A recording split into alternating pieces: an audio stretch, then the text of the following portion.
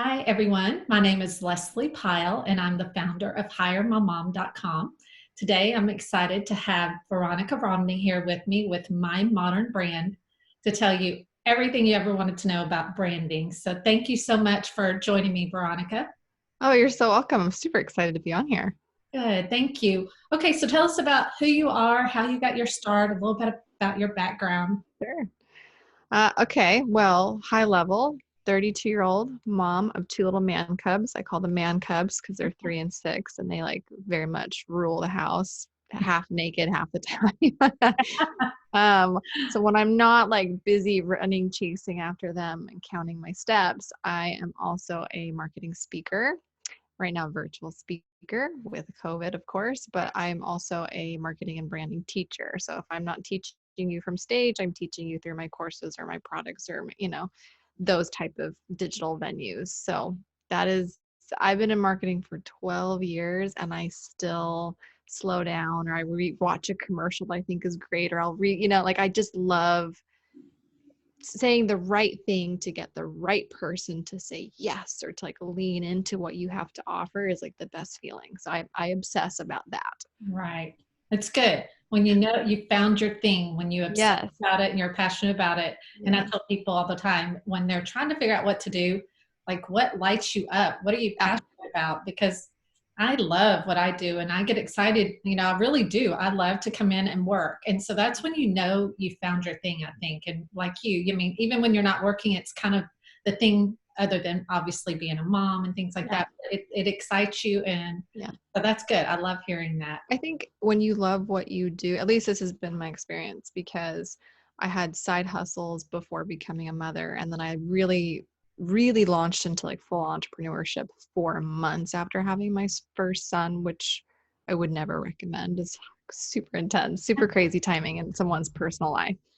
But what I have learned about pursuing my passions or my superpowers or the knowledge that I have or the gifts that I have is like when you are in alignment, like when you love what you do professionally, it almost takes on the same amount of love and care as like a human baby. So like, yes, it's my business, but I almost look at it like my baby business. And then I look at it like my human babies and I carry both of them on my hips at all times. And I care for them the same and I lose sleep over them the same and I love them the same, and not the same, but do you know what I mean? Like I care for them so deeply that I want them both to be so successful because one succeeding is like, it's your child, but then if you succeed in your business, you can employ other people and support other people and serve more customers and serve more moms. And so yeah, for me, it's like when you know that you found your thing is when they become equal babies in a way. Yeah, that's an interesting way to think about it. One on each hip. Oh yeah, at all times. And there is sibling rivalry between the two. So you have to make sure that they each get their attention. That's true. And then you can find space for both of them to coexist, but they each have to have their own attention to not have jealousy between them. And that's a real thing. Yes, I would agree. Yeah. Okay, so tell us a little bit more about branding and why it's so Yeah. important. So, it's funny because I'm more of a traditional marketer. Like I graduated with a marketing degree. I worked at multiple different corporations for big brands, like traditional marketer. But it wasn't until I became an entrepreneur when I didn't have the safety association. Like I wasn't just, Veronica Romney, director of marketing for company. I didn't have that association and like leverage. When I became an entrepreneur, it's just Veronica Romney of what? So like it really wasn't until I was an entrepreneur that I was no longer tied to anything else or any other brands that I realized I had to like, oh, what is my brand or what is the brand that I seek to build?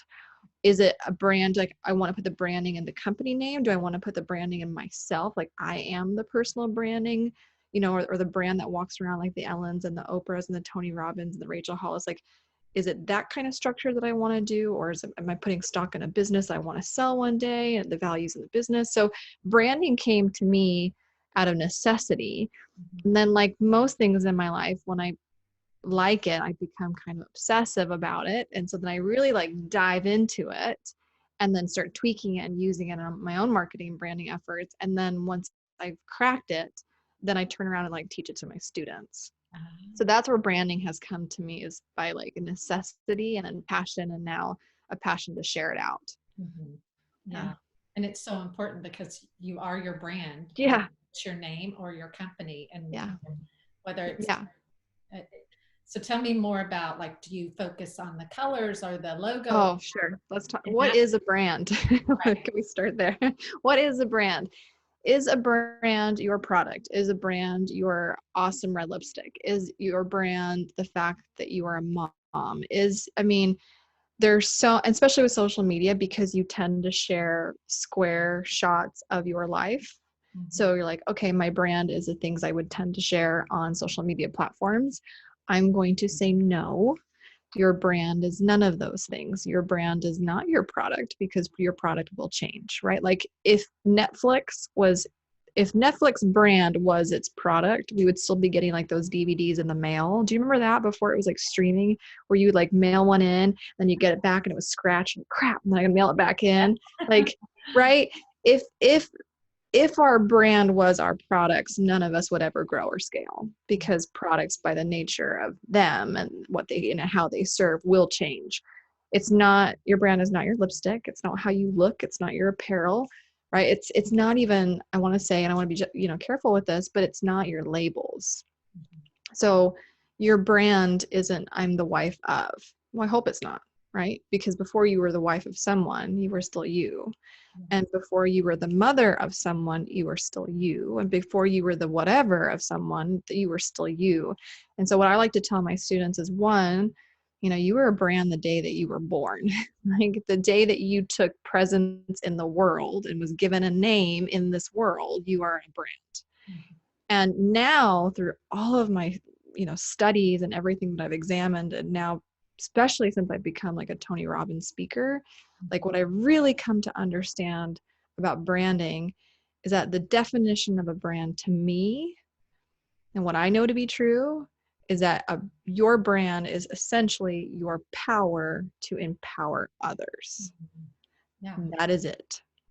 How you or how I empower another is dependent on the person. It's dependent on my core strengths, my gifts, my talents, how I seek to serve. Mhm.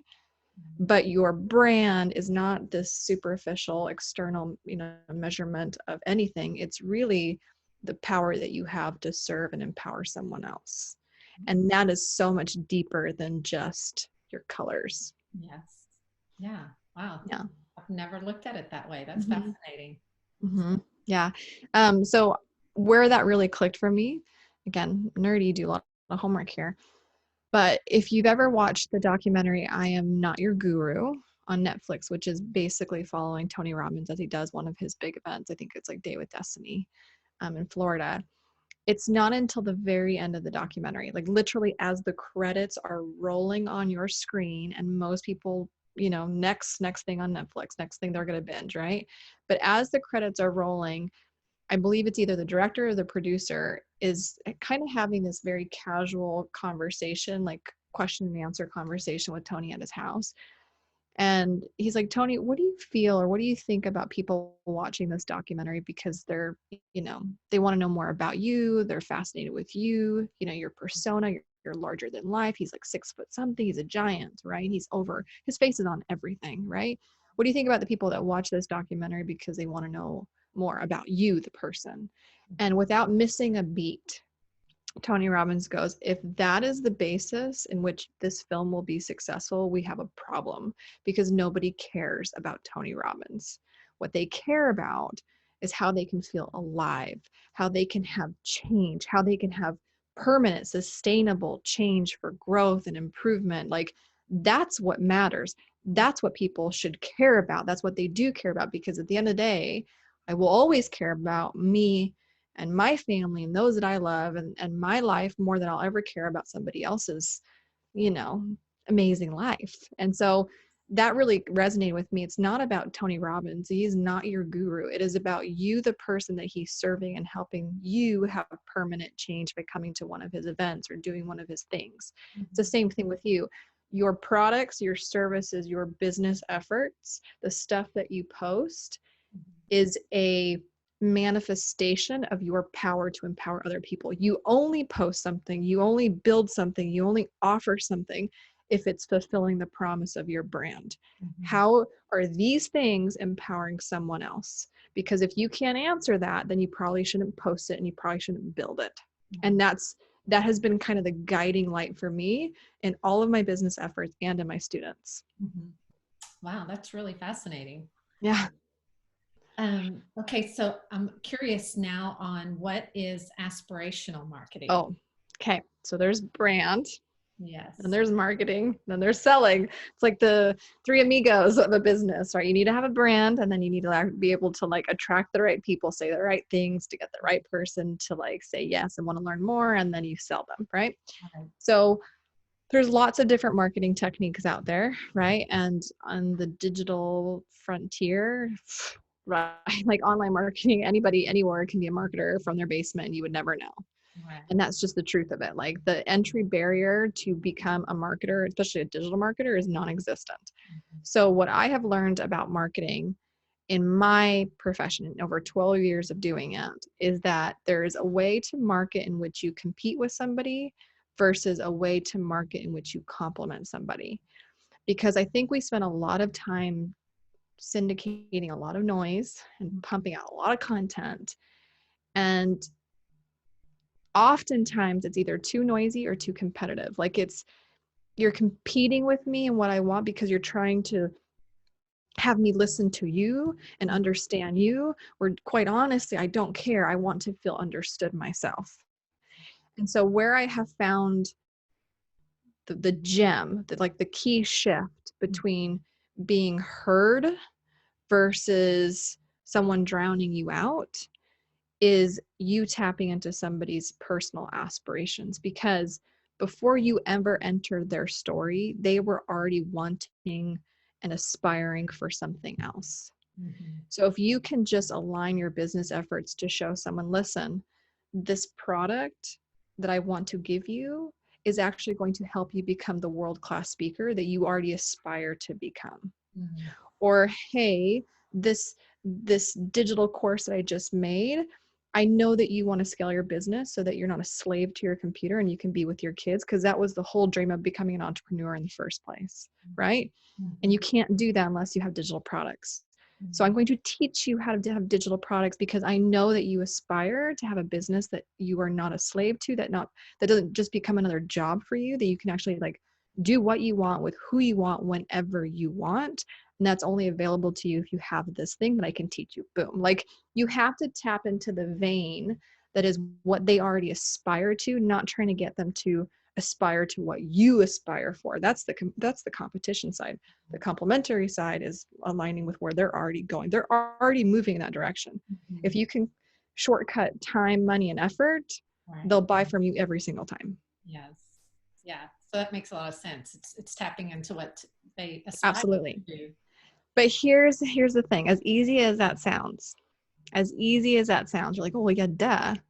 I know what they want. I give them what they want. No, people are more complicated than that. Mhm. People are more profound than that. What somebody tells you they want is only 10% of the surface. It's like the iceberg. People, and they have done multiple human studies on this, Mhm. majority of people either will never share the truest desires of their heart out of fear, critique, or their loved ones saying, how dare you even think that way, right? So Right. majority of people will never ever ever share, or if they do share, it's done with such fear and careful word choicing that to actually like dig apart what really really like what they really want, like 7 levels deep as to what they want and why they want it, Mhm. way more profound and way more of a master marketer move than it is to say, okay, what do you want? I'll give you what you want. Because people, you know, they want something, but they need something else. And your job is to give them both what they want and what they need. And you only do that by going beneath the surface. So I do teach that in techniques in my courses and things like that. But it's way more complicated than you think because human beings are way more complicated than we let on, right? Right. And that's why there's not more $1 million or big businesses. Correct. Not as easy as one, two, Correct. three. Correct. Yeah. Correct. Yes. There's gifts and formulas and steps and paths, but you do have to be able to teach your students and teach your customers, and at least in my case, to drill down beyond the surface of somebody's surface level aspirations. And that's something that we go through. But yes, aspirational marketing is the technique, like is the path. Just realize that human beings don't always share what they really want. Right. Okay, so for those that are new to some of this, tell us about some of the digital product options. Oh, okay. So, because I know we've talked about digital products. So obviously we're in a virtual world, like you and I before the camera turned on, we're talking about like what happens with our kids come school time. Like, where are they going to be? They're going to be at home with me on their virtual learning thing. Are they going back to school? Like, everything has changed. And if you thought we were in a digital economy before a global pandemic, like, whether you like it or not, whether you're burying your head in the sand or not, everything has changed. And I don't know if we'll ever go back to normal because the pendulum has swung so severely this way. So what I'm finding with a lot of my students now, especially if they're local businesses or service providers, like if majority of their business wasn't dependent on digital products, now they're all coming saying, okay, some component of my business has to be digital no matter what, so I can survive this or whatever comes. So just recently I've been, okay, what can I do? What can I provide? How can I assist in growing someone's business in this kind of new virtual world that is unprecedented? And what I have found, because there are 40 plus different digital product types. Like, think about it. Like, you could do an ebook, an online course, an audio series. Like, there's so many choices, like visual stuff, audio stuff, written stuff, right? You could do, be a performer. There's so many ways that you can have a digital product today. But I don't advise you, like, I don't advise everybody to make an online course. I think that's foolish counsel, because not everybody has that creator type. And so here's what I have found.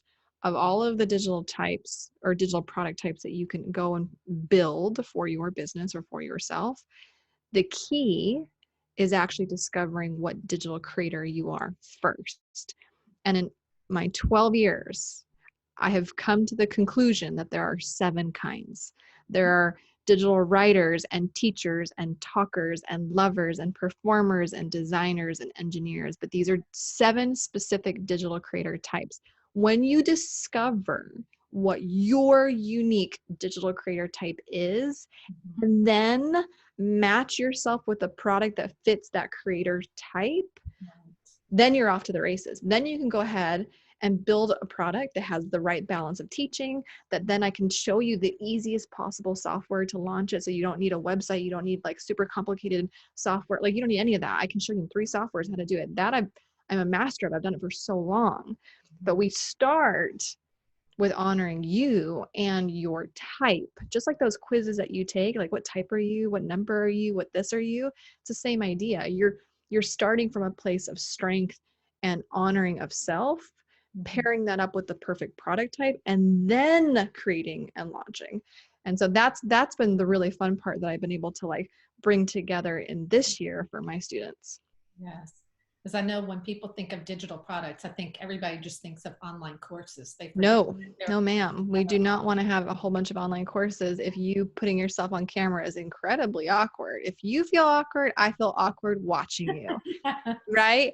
We don't want, not everybody needs to be a Marie Forleo. Not everybody needs to have a stellar online course. There's the Dave Ramsey's, there's the Rachel Hollis's, there's the Tony Robbins. Like, there's so many ways that you can create content that is your strength. Like, I think of Tony Robbins, he's a digital performer. When I think of Rachel Hollis, she's a digital writer. She'll tell you 10 times over, like, she's a triple threat kind of person, but she's like, I'm a writer first. And that's where she like blew up, was her book, right? Right. There's digital engineers like Jeff Bezos. He thinks in structure and order. And there's a reason that Amazon is Amazon, because he's an engineer first and went to go create a digital product that was honoring his engineer type. So that's the same kind of thinking, is like, when you know who you are and you take I have an assessment for this, but if you know who you are and then we pair you up with the right digital product that probably is not going to be an online course, but you can still have uber success because you honored yourself first. Right. Yeah, that's awesome. Yeah. Okay, so what advice do you have someone who's thinking about launching? I'm guessing it would be to do the assessment first, whether they're Yeah. a non-professional or they're a small business owner. Yes. Yeah. So regardless of what stage you are in your business, whether you have yet to build a website or you already have a functioning website, like it's a pretty crowded digital space, and it's only going to get more crowded because, like I said, the barrier entry is so low. So regardless of your starting point, yes, I would say the very first thing that I would have you do is to take an assessment.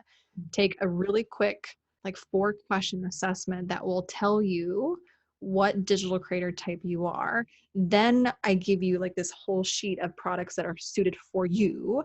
And then I teach you, okay, now let's say we discovered that you were a digital designer. Let's say like your gift is you are creatively minded and you're really good at making calendars and checklists and PDFs and things like that. Okay, great. The second step would be like, okay, which part of your superpower, which part of your knowledge and your expertise and your proficiency matches the best with the person who's going to be purchasing this from you. And then we deconstruct the teaching, step 1, step 2, step 3, so that when you're providing this product, it's not either underwhelming or overwhelming. It's like that right balance of product Mm-hmm. that gets somebody to get to their aspirational outcome. And that I do teach too. But yes, you're right. The very first step is take the assessment, and then we pair up, like it's like a matchmaker. We pair up your superpower, your proficiency with what your ideal customer needs. Right. And that's what's beautiful about what you're offering is because it's kind of like you can help them from the very beginning. Yeah. Some people have that expertise in the digital products, but they have no idea about Yep. branding and marketing. So that's kind of a package deal. So you don't have to, even if you have a great product, if you're lousy at marketing, I mean, Yeah. I wonder how many courses are out there that have less than 2 or 3 sales. Yeah. They're probably a decent product, but they have no idea how to Yeah. market it. Well, it's like Or it's a books. crappy product and they needed somebody to tell them you're not creative, you're an engineer Yeah. or something like that. Yeah. It's the same thing with books. I think what 95% of books at Barnes and Noble has never sold more than 1,000 copies. Like it's unfortunately that is some jarring statistics for anybody that aspires to be a book author, but it's the truth that like majority that seek to build this product maybe shouldn't have built the product in the first place because it's reflected in how it didn't, connect. And I just want to make sure that whatever you are going to spend time, energy, money on, it's worth your pursuit. And Mhm. we have to figure that out from the very beginning, not when it's launched, like, oh crap, we shouldn't have done it this way. Ugh, that's the worst. So yeah. Yeah. Well, awesome. You've given us a lot of food for thought. So if Oh someone yeah. wants to connect with you and ask you more questions, how can they get in touch? So on social media everywhere, I'm just V Romney. Like you can find me on Instagram, you can find me on Facebook. I'm most active on Instagram, my Facebook group. But website wise, mymodernbrand.com is where you can find all the things that I'm talking about and where I can lead you to the assessment. I can help you discover exactly the kind of brand and digital creator that you are. That's awesome. Well, Yeah. thank you so much, Veronica. We'll link that at the bottom of the video as well in case someone didn't get it. But I Thank you so, for having me. yeah, and thank you for all the wisdom and knowledge that you shared. Okay. Bye. Bye.